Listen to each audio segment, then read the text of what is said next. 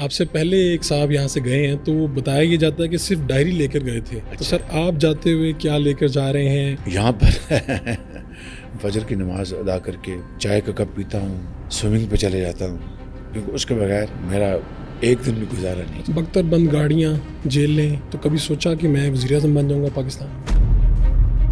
میں نے ان 16 مہینوں میں جو چیلنجز دیکھے ہیں, میرے 38 سالہ کیریئر میں اس طرح کے سخت حالات کا واسطہ نہیں پڑا. اس پی ٹی آئی کے دھرنوں نے, لانگ مارچز نے پاکستان کی معیشت کا جنازہ نکال دیا. پاکستان کے غریب عوام کی حالت بدلنے کا موقع تھا, سنہری موقع, ان کے منہ سے نوالا چھین لیا. انہوں نے کہا کہ ہم یہیں بیٹھیں گے, پجامے وغیرہ جو ہیں تولیے گندے وہ لٹکتے رہیں گے, لیکن ہم یہاں سے اٹھیں گے نہیں. اس کرسی پہ بیٹھ کے یہ اعلان کر رہے ہیں کہ ہمارے اگلے وزیر اعظم نواز شریف ہوں گے. اگر اللہ تعالیٰ کو منظور ہوا تو انشاءاللہ. تو یہ حوصلہ کہاں سے آتا ہے؟ بطور وزیر اعظم لوگ جاننا چاہتے ہیں کہ آپ کتنے تنخواہ لیتے رہے ہیں.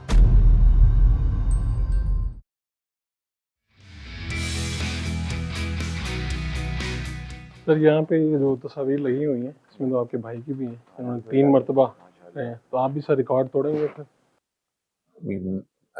ان کا ریکارڈ توڑنا تو اب میں خواب نہیں دیکھ سکتا.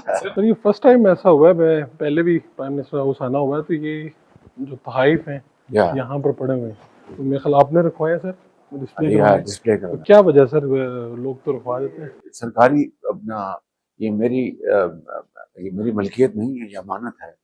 ہمیں دوست ممالک نے, یہ برادر ممالک نے ہمیں تحفے دیے, تو میں نے اس کو امانت یہ دیکھنا نا, یہ ہیرے جواہرات ہیں, یہ بہت بڑی یہ گھڑی ہے. گھڑی بڑی مہنگی لگ رہی ہے, گھڑی سے ہی آگے یاد. اور یہ کسی آپ کے پرسنل فرینڈ نے دی ہے سر؟ ایک پرسنل فرینڈ نے بھی سر دی ہے. وہ بھی یہاں پر رکھوانی پڑتی ہے پرسنل فرینڈ؟ سب. تو سر یہ تو ساری مہنگی گھڑیاں آپ نے ادھر رکھوا دی ہیں, کوئی اپنے لیے کچھ نہیں رکھا سر؟ یہ کراؤن پرنس نے دیا ہے محمد بن سلمان سعود نے. یہ بہت مہنگی گھڑی ہے. تو یہ تلوار ہے سونے کی, اس طرح یہ تحفے ہیں. تو یہ سب ہم نے یہاں پر اس کو ڈسپلے کروائے, اور ہم نے اب کابینہ نے فیصلہ کیا ہے کہ, اور میں نے کابینہ کے پاس میں لے گیا تھا, میری خواہش تھی کہ ہم اس کو بیچ کے تو یتیم بچوں اور بچیوں کے لیے ہم یہ اس کو ان کے جو ادارے ہیں ان کو ہم دے دیں. السلام علیکم جی, فرق بڑا شو میں خوش آمدید. آج ہمارے مہمان ہیں وزیر اعظم پاکستان میاں محمد شہباز شریف صاحب, اور یہ آخری دن ہے پرائم منسٹر صاحب کا یہاں پہ, اور بڑے مشکل حالات بھی ہیں. ان کی ذاتی زندگی کے بہت سے سوالات ہیں جو آپ پوچھنا چاہتے ہیں, جاننا چاہتے ہیں, وہ سب بھی ان کے سامنے رکھیں گے. پاکستان کا مستقبل کیا ہوگا, اگر مسلم لیگ نون دوبارہ حکومت میں آتی ہے تو کون وزیر اعظم ہوگا, اور بہت سے سوالات ہیں. اس پوڈ کاسٹ سے جڑے رہیے, آپ کو وزیر اعظم صاحب کی گفتگو سناتے ہیں. پرائم منسٹر صاحب آپ کا بہت بہت شکریہ. یہ فرسٹ پوڈ کاسٹ ہے آپ کا. اس سے پہلے آپ نے انٹرویوز تو بے شمار دیے ہیں, اس طرح سے کسی پوڈ کاسٹ میں ہم شریک نہیں ہوئے, اور آپ کا اس شکل میں کبھی نہیں بیٹھا. سر یہ آپ ابھی ڈائری پہ کچھ لکھ رہے تھے, میں نے کہا آغاز یہیں سے کرتے ہیں. آپ سے پہلے ایک صاحب یہاں سے گئے ہیں تو وہ بتایا یہ جاتا ہے کہ صرف ڈائری لے کر گئے تھے. تو سر آپ جاتے ہوئے کیا لے کر جا رہے ہیں؟ میں تو 16 مہینے کی جو یادیں ہیں وہ لے کے جا رہا ہوں. میں نے ان 16 مہینوں میں جو مشکلات معاشی اور مالی اور سیاسی اور سفارتی جو چیلنجز دیکھے ہیں وہ میرے 38 سالہ کیریئر میں مجھے کبھی اس طرح کے سخت حالات کا واسطہ نہیں پڑا. سر یہ ہم نے دیکھا کہ یہاں پر پہلے جو چیئرمین پی ٹی آئی تھے تو وہ ڈرائیو بھی کرتے تھے جب باہر سے لوگ آتے تھے, اور آپ کی پتہ نہیں پرانی دوستیاں کام آئی ہیں یا کیا ہے, آپ کی فرینکنیس بھی لوگوں کے ساتھ زیادہ ہے, فارن پالیسی بھی بہتر ہوئی ہے ان 16 ماہ. کس طرح سے کیا, یعنی یہ پرانی دوستیاں کام آئیں یا آپ کو تو زبانیں بھی کافی آتی ہیں, جہاں جاتے ہیں آپ ان کی زبان بھی بولتے ہیں؟ جی میں الحمدللہ زبانیں میں نے کالج کے زمانے میں نے سیکھی تھی. اچھا. تو وہ یقیناً جب میں کاروبار میں تھا تو کاروبار میں وسعت دینے کے لیے وہاں پر وہ زبانیں بڑی کام آئیں. کون سی زبان؟ آج سفارتی تعلقات کو بہتر بنانے میں اور پاکستان کے مفاد کو تقویت پہنچانے کے لیے یہ زبانیں یقیناً بہت کام آئی ہیں. اور کون کون سی زبان سر آپ کو آتی ہے؟ میں نے جرمن زبان 1971-72 میں جرمن لینگویج اسکول میں سیکھی تھی. اچھا. اس کا نام تھا گوئٹے انسٹیٹیوٹ. جی بالکل. میں نے عربی زبان 1973-74 میں دبئی میں سیکھی تھی. دبئی میں ایک عربی لینگویج کا اسکول تھا, وہاں پر میں نے عربی زبان سیکھی تھی. پھر جب میں جلاوطنی میں گیا میاں صاحب کے ساتھ, ہمارا سارا خاندان, تو وہاں جدہ میں ایک سوڈانی ہمارے استاد تھے, وہ ان سے پھر میں نے عربی زبان میں مزید ان سے تعلیم حاصل کی. جو روسی زبان کا مجھے بہت تھوڑا سا ورکنگ نالج ہے, اس لیے جب میں کاروبار میں تھا تو رشیا میں بہت جایا کرتا تھا. تو روسی ہمارے فیکٹری میں آ کے کام بھی کرتے تھے, انجینئرز. تو ان کے ساتھ پھر مجھے یہاں پر بھی لاہور میں اپنی فیکٹری میں, اور تو اس سے پر ورکنگ نالج مجھے تھا. لیکن جو زبانیں میں نے جو سیکھی وہ لینگویج کورسز جو کیے وہ عربی اور جرمن کے. یہ آپ پہلے اپوزیشن لیڈر بنے, پھر 3 مرتبہ وزیر اعلیٰ, یہاں پہ بھی اپوزیشن لیڈر, پھر وزیر اعظم. تو یہ قدرت آپ کو پہلے مشکلات دیتی ہے اور پھر اقتدار دیتی ہے. آپ زندگی کے بارے میں کیا سوچتے ہیں کہ یہ کیا ہوتا ہے؟ پھول جو ہے وہ کانٹوں کے بغیر پیدا تو نہیں ہوتا. اس کی جو خوشبو ہے وہ تبھی مہکتی ہے پورے باغ کو, محلے کو, وہ جب وہ کانٹوں بھرے سفر سے گزرتا ہے.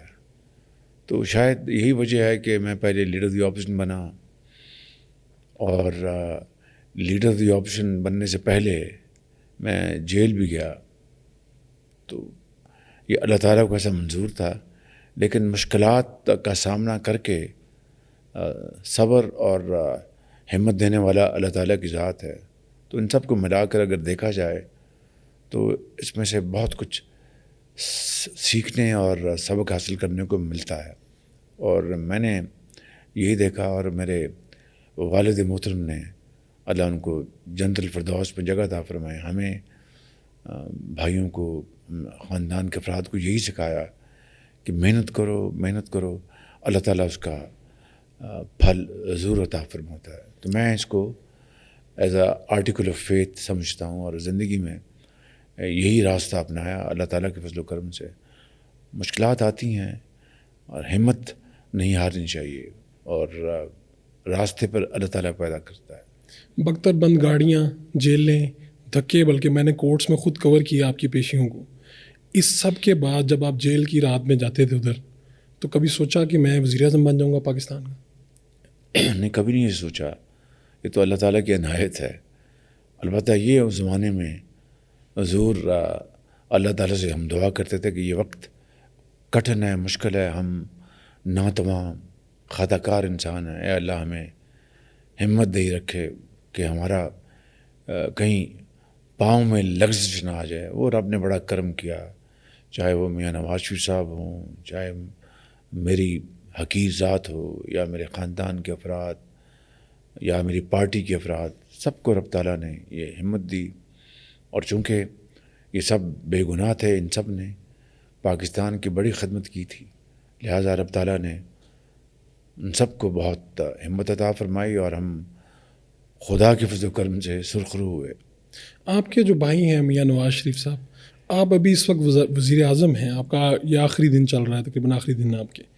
تو آپ اس کرسی پہ بیٹھ کے یہ اعلان کر رہے ہیں, اور صحافیوں کو بھی بتا بھی رہے تھے بریک فاسٹ پہ کہ ہمارے اگلے وزیر اعظم نواز شریف ہوں گے. اگر اللہ تعالیٰ کا منظور ہوا تو انشاءاللہ. تو یہ حوصلہ کہاں سے آتا ہے, یعنی اقتدار میں بیٹھے ہوئے؟ یہ حوصلے کی بات نہیں ہے, یہ دل سے آواز نکلتی ہے. میری سوچ میرے دماغ میں ہے, میرے دل میں ہے, اور سب سے بڑھ کر میں ایمانداری سے سمجھتا ہوں کہ نواز شریف کو اللہ تعالیٰ نے یہ ملائکہ عطا کیا ہے کہ عوام ان سے بے پناہ پیار کرتے ہیں, بے پناہ محبت کرتے ہیں, اور ان کا تجربہ, ان کی ماضی کی جو تاریخ ہے, ان کو بھی 40 سال اس دشت میں گزر گئے ہیں. تو انہوں نے بڑی اونچ نیچ طے کی ہے، بڑے بڑے انہوں نے چیلنجز کا سامنا کیا ہے، رب تعالیٰ نے ان کو بہت صبر بھی عطا فرمایا ہے، ان میں بڑی انکساری ہے، بڑی عاجزی ہے، وہ لوگوں سے بڑی محبت سے پیش آتے ہیں، اور وطن کی جو خدمت کا جذبہ ان میں کوٹ کوٹ کے بھرا ہے۔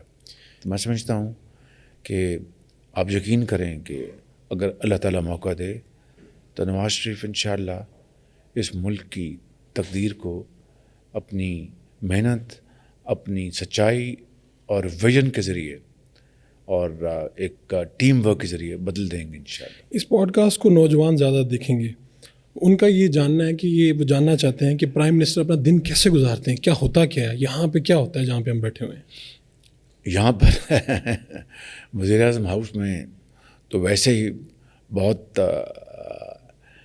پھونک پھونک کے چلنا پڑتا ہے، کیونکہ یہ وزیر اعظم ہاؤس ہے اور اس میں اس کے جو تقاضے ہیں، یہاں پر میٹنگز ہوتی ہیں، باہر کے وفود آتے ہیں، یہاں پر ملک کی ترقی اور خوشحالی کے منصوبوں کے حوالے سے ان کے اوپر گفتگو ہوتی ہے۔ آپ کا دن کیسے گزرتا ہے؟ یعنی آپ صبح کتنے بجے اٹھ جاتے ہیں اور کتنے بجے تک کام کرتے ہیں؟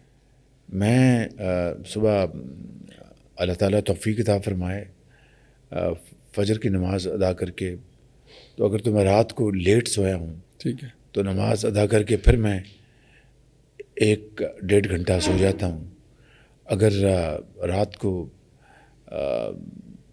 جلدی اگر سو گیا ہوں تو پھر میں فجر کی نماز کے بعد پھر میں نہیں سوتا، پھر میں کچھ قرآن کریم کی تلاوت کرنے کے بعد پھر میں چائے کا کپ پیتا ہوں، سوئمنگ پہ چلے جاتا ہوں، کیونکہ اس کے بغیر میرا ایک دن بھی گزارا نہیں۔ اچھا، یہ ڈیلی آپ نے سوئمنگ ضرور کرنی ہے؟ یہ میری زندگی کا حصہ ہے، واہ، کیونکہ میری کمر کی تکلیف بھی بڑی 30-35 سال سے ہے، تو الحمدللہ میری سرجری نہیں ہوئی، یعنی چھری سے میں بچ گیا ہوں، ورنہ 2-3 مرحلے ایسے آئے تھے کہ ڈاکٹر چھری سے چیر پھاڑ کرنے کا ارادہ رکھتے تھے۔ یہ آپ کینسر والی بات کر رہے ہیں؟ وہ تو میری امریکہ میں ٹھیک، اس کی تو سرجری ہوئی، میں کمر کی بات کر رہا کمر ہوں۔ کی، ٹھیک ہے۔ وہ تو کینسر تو انہوں نے نکالا چھریوں سے، اس کے بغیر کہاں سے نکلتا ہے کینسر؟ وہ بھی بڑا مشکل مرحلہ تھا۔ چیر پھاڑ کرنی پڑتی ہے جی، وہ تو ایک بس ٹچ اینڈ گو۔ کتنی دیر وہ رہا وہ مرحلہ، مشکل مرحلہ کینسر والا؟ وہ آپریشن جو ہے، آپریشن بھی اس سے پہلے بھی، یعنی کتنی دیر تک اس آپ سے کو؟ پہلے کوئی جو اس کے سمٹمز تھے وہ کوئی تقریباً 8-10 مہینے رہے مجھے، 8 مہینے جی، 8 مہینے، 6-8 مہینے۔ تو بس رب نے زندہ رکھنا تھا، اس کی نعمت ہے، میں اس کا زندگی بھر شکر ادا کر سکوں نہیں کر سکتا، اسے زندگی دی۔ لیکن آپ کی روٹین سے نہیں پتہ چلتا کہ یہ آپ کینسر سروائیور بھی ہیں، کمر کا مسئلہ بھی ہے؟ بس یہ اللہ تعالیٰ کی دین ہے، میں ایک ناچیز انسان ہوں، خطا کار انسان ہوں، رب نے بس ہمت دی ہے، اور میری یہی دعا ہے کہ میں آخری دم تک اس ملک کی جس بھی حیثیت میں، جس بھی پوزیشن میں حقیر خدمت میں جو بھی کر سکوں، وہ میرے لیے دم غنیمت ہے۔ پنجاب میں تو ہم دیکھتے تھے کہ آپ صبح پہنچ جاتے تھے وہاں پہ، اور وہاں پہ کام شروع ہو جاتا تھا، اور دیکھتے دیکھتے چیزیں بن جاتی تھیں۔ وہاں پہ میٹرو دیکھا، سب کچھ دیکھا، ہم نے خود دیکھا وہاں پہ۔ یہاں پہ ٹائم کم ملا، حالات مختلف تھے، یا کیا ہوا؟ 16 مہینے میں آپ دیکھیں کہ یعنی پہلے 7-8-9 مہینے ہماری تو سیاسی افراتفری، دھرنے، لانگ مارچز جو عمران نیازی کے تھے ان سے نپٹتے گزرے۔ پھر جب دیکھیں، جب کوئی دھرنے کی، لانگ مارچ کی آواز آتی ہے تو جو سرمایہ کار ہے اسی طرح ڈر جاتا ہے، گھبرا جاتا ہے، جس طرح کوئی پرندہ درخت کی شاخ پر ہو، اگر کوئی چھوٹا سا پٹاخہ بھی چلے تو سب اڑ جاتے ہیں اور واپس نہیں آتے۔ اسی طریقے سے سرمایہ کاری وہ پرندہ ہے، اگر ذرا سا بھی کہیں خطرہ ہو، کہیں جلوس نکل آئے تو وہ سب گھروں میں چھپ جاتے ہیں اور سرمایہ کاری ختم ہو جاتی ہے۔ اس نے پاکستان کا معاش کا ستیہ ناش کر دیا، برباد کر دیا اس نے، کیونکہ دھرنوں اور یہ دھرنے اور لانگ مارچز یہ صرف اس 16 ماہ کی کہانی نہیں ہے. یہ آپ دیکھیں 2014 سے یہ چلتے رہے. اور آپ کو یاد ہوگا ستمبر 2014 کی بات ہے کہ چین کے صدر پاکستان تشریف لا رہے تھے اور یہ ڈی چوک میں بیٹھے تھے عمران خان اور ان کا جتھا, اور انہوں نے پاکستان کے غریب عوام کی جو ان کی حالت بدلنے کا موقع تھا, سنہری موقع, ان کے منہ سے نوالا چھین لیا اور روزگار چھین لیا کہ چین کے صدر کا دورہ مؤخر ہو گیا. میں نے بے پناہ کوشش کی. چینی سفیر نے جو پاکستان میں تھے انہوں نے پی ٹی آئی سے خود مذاکرات کیے کہ بھائی آپ کا دوست پریزیڈنٹ شی جن پنگ دورے پہ آ رہا ہے اور سی پیک کے معاہدے ہونے ہیں جس کا فائدہ براہ راست پاکستان کے چاروں صوبوں میں بسنے والے عوام کو ہونا ہے. انہوں نے ان کو بھی انکار کر دیا. انہوں نے انکار کر دیا ان کو کہ نہیں, ہم اپنا کریں. انہوں نے کہا کہ ہم یہیں بیٹھیں گے, شور نہیں کریں گے اور پجامے وغیرہ جو ہیں تولیے گندے وہ لٹکتے رہیں گے, لیکن ہم یہاں سے اٹھیں گے نہیں. انہوں نے کہا کہ یہ کوئی ایک بڑا سنجیدہ معاملہ ہے. وہ دہشت گردی کا زمانہ تھا, کچھ بھی کوئی کر سکتا تھا. ہمارا کوئی دشمن ملک, کوئی دشمن عناصر کو اس طرح کی بہت خدا نخواستہ خطرناک حرکت کر سکتے تھے. تو انہوں نے بڑی منت کی, میں نے بھی بڑی کاوشیں کی, کوششیں کی, میاں نواز شریف صاحب نے, مگر آپ تو آرمی چیف سے بھی ملے اپنی جی میں جنرل رحیل کو ملنے اگلے دن گیا GHQ, اور وہاں پر وہ اٹھ کے چلے گئے دوسرے کمرے میں. مجھے یہ کہا کہ میں چینی ڈیفینس منسٹر سے فون پہ بات کرنے جا رہا ہوں. پھر وہ 15 منٹ کے بعد آئے اور کہا کہ انہوں نے کہا جی ہم نے کینسل کر دیا. تو دیکھیں کتنا نقصان پہنچا پاکستان کو. اگر وہ چینی صدر ستمبر میں آگے ہوتے, معاہدہ سی پیک کے اوپر ہو گیا ہوتا, بہت کچھ بدل چکا. تو وہ دوبارہ پھر اپریل میں آئے 2015 میں, تقریباً 7 مہینے کی تاخیر سے. اگر وہ 7 مہینے پہلے معاہدے ہو جاتے تو دنیا بدل جاتی. یہ بجلی کے منصوبے لگنے شروع ہو جاتے, یہ جو ہمارا جو پن بجلی کے منصوبے ان کے اوپر کام شروع ہو جاتا, یہ اورنج ٹرین اس کے اوپر کام شروع ہو جاتا. پر دیکھیں کس طرح پی ٹی آئی نے یہ اورنج لائن کے خلاف پہلے لاہور ہائی کورٹ گئے, 2 سال وہاں پر یہ معاملہ رک گیا کیونکہ کیس چلتا رہا لاہور ہائی کورٹ میں. پھر جب ہائی کورٹ نے فیصلہ دیا 300 صفحے کا, ایک لفظ نہیں ہے کہ خدا نخواستہ وہاں کی کرپشن ہوئی ہے, ایک لفظ نہیں ہے. پھر وہ اپیل میں چلے گئے سپریم کورٹ, وہاں پر پھر 8 ماہ اور لگے. تو بتائیے کہ عوامی خدمت کا یہ ٹرانسپورٹ کا بہترین منصوبہ جس میں ایک طالب علم, ایک استاد, ایک ڈش واشر, ایک یتیم, ایک بیوہ اپنی رزق کی تلاش میں, ایک لائر, ایک نرس, اب بتائیے لاکھوں کی تعداد میں روز سفر کرتے ہیں. کتنا نقصان پہنچا ہماری ملکی معیشت کو. اس طرح کی بے شمار میں مثالیں دے سکتا ہوں. کہنا یہ چاہتا ہوں کہ اس پی ٹی آئی کے دھرنوں نے, لانگ مارچز نے پاکستان کی معیشت کا جنازہ نکال دیا. تو یہ 16 ماہ میں ہم تو ان کو معاملات کو ٹھیک کرنے میں لگ گئے. اسی لیے آپ کی زندگی میں بے شمار مشکل دن آئے ہیں, لیکن کون سا دن ہے جو آپ کو نہیں بھولتا, بہت مشکل دن؟ حالیہ سالوں میں یہ IMF کا جو ہمارا جو چیلنج تھا, ڈیل تھی, اس نے مجھے جون کے سیکنڈ ہاف میں بہت پریشان کیے رکھا, کیونکہ 30 جون آخری ڈیٹ تھی, اس کے بعد معاہدہ نہیں ہو سکتا تھا. تو جون کے سیکنڈ ہاف میں جب میں نے دیکھا کہ یہ معاہدہ یعنی تعطل کا شکار ہو رہا ہے اور یہ بڑی مشکلیں آ جائیں گی, تو اس سے مجھے بڑی ذہنی کوفت تھی, بڑا پریشر تھا. لیکن پھر الحمدللہ پیرس میں ہر چیز بدل گئی, رب تعالیٰ نے کرم کیا. تو بڑا فضل, اگر یہ خدا نخواستہ یہ معاہدہ نہ ہوتا تو پاکستان ڈیفالٹ کر جاتا, ہر طرف تباہی ہو جانی تھی. آپ کے خیال میں مورخ آپ کو کیسے یاد رکھے گا؟ یعنی آپ 16 ماہ کے وزیر اعظم تھے، 7 13 14 پارٹیاں تھیں، مشکلات تھیں، ڈیلیور کرنے کی کوشش بھی کی، لیکن کیا کرتے؟ مجھے تو نہیں پتا مورخ نے مجھے کس طرح یاد رکھنا ہے، مگر مجھے یہ پتہ ہے کہ میں نے اور میرے ساتھیوں نے اور میرے بھائی نواز شریف کی گائیڈنس اور لیڈرشپ میں ہم نے دن رات محنت کی ہے. مشکلات کے پہاڑ تھے اور ہیں، کچھ کو ہم حل کر سکے. بدترین سیلاب آیا، بدترین مہنگائی کا ایک بدترین سیلاب آیا، دنیا میں کساد بازاری تھی، یوکرین میں جنگ چھڑ گئی تھی، تیل کی قیمتیں آسمان سے باتیں کر رہی تھی، کھاد، خوردنی تیل، ہمارے جو زر مبادلہ کے ذخائر وہ کم ہو رہے تھے، IMF سے معاہدہ ہو نہیں رہا تھا. سیلاب زدگان کو جگہ جگہ میں پہنچا جہاں پر پانی نے تباہی مچائی تھی، اپنے ساتھیوں کے ساتھ ان کو بحال کرنے کے لیے ہم نے کوئی کسر نہیں چھوڑی. پھر مہنگائی کے حوالے سے بھی ہمیشہ میں پریشان رہا. اس کے لیے ہم جو کچھ بھی کر سکے، چاہے وہ بجلی کی غریب آدمیوں کے لیے جو اس کے نرخ ہیں وہ ہم نے نہیں بڑھنے دیے. IMF کو ہم نے کنونس کیا کہ ہم غریب آدمیوں کو، غریب طبقوں کے اوپر بجلی کا ایڈیشنل جو اضافی بوجھ ہے وہ نہیں پڑنے دیں گے. ہم نے الحمدللہ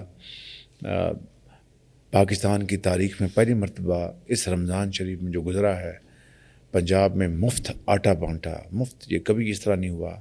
KP میں مفت آٹا بانٹا. سندھ حکومت نے وہاں پہ ان کو بے نظیر انکم سپورٹ پروگرام کے ذریعے کیش ٹرانسفر کیا. تو ایک بڑی غریب آدمی کے لیے بہت بڑی ریلیف تھی. صرف پنجاب میں کوئی 60 ارب روپیہ لگا مفت آٹے کی تقسیم میں. یہ کوئی معمولی بات نہیں ہے. تو میں سمجھتا ہوں کہ یہ پھر جو بجٹ میں ہم نے تنخواہیں بڑھائیں سرکاری ملازمین کے لیے، دیکھیں کہ 30% اضافہ کیا گریڈ 18 تک، 35%، اور گریڈ 18 سے اوپر ہم نے 30% اضافہ کیا. پینشنرز کے لیے 17.5% ہم نے ان کی پینشن میں اضافہ کیا. جو پرائیویٹ سیکٹر میں جو مزدور کام کرتے ہیں ان کی منیمم ویج اس کو بڑھایا. تو کہنے کا مقصد ہے کہ جو کچھ ہم کر سکتے تھے ہم نے کیا، لیکن یعنی مسائل اتنے زیادہ تھے اور وسائل کی کمی اتنی زیادہ کمی تھی کہ ہمیں بڑی مشکلات پیش آئیں. لیکن مجھے آج یہ اطمینان ہے کہ میں نے اور میرے ساتھیوں نے اپنی پوری کوشش کی، نتائج اللہ تعالیٰ کے ہاتھ. کون سا ایسا فیصلہ ہے جس پہ آپ فخر کر سکتے ہیں ان 16 ماہ میں؟ فیصلے تو بہت سے ہیں، کوئی ایک ایسا جس پہ آپ؟ 2. جی. ایک کابینہ نے والنٹیریلی فیصلہ کیا آج سے چند ماہ پہلے کہ وزراء اپنی تنخواہیں نہیں لیں گے، اپنے TAD نہیں لیں گے، اور بلٹ پروف گاڑیاں واپس کر دیں گے. تو کئی وزراء نے والنٹیریلی اس فیصلہ کو قبول کیا اور اس پر عمل کیا. کسی نے شکوہ بھی کیا؟ شکوہ نہیں کیا.